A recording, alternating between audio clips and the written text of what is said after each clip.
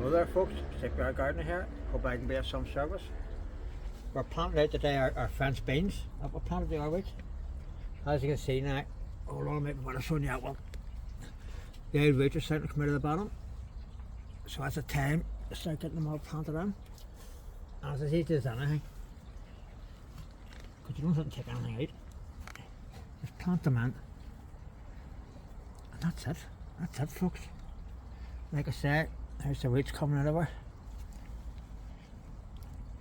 You just plant them in, and then what I'll do is I'll get the rest of them planted up and then I'll tie them in. And that just gives me a wee bit of support. And then, like I say, I'll get the herb tree planted very shortly. As you can see, the lettuces are coming on nicely. We actually had a wee lettuce on Sunday, so we had. We actually had one, so I'll plant it one of my wee reserves in. Take its place. But here now folks, hope you're having a good day. Stepyard Gardener, signing off. Take care now.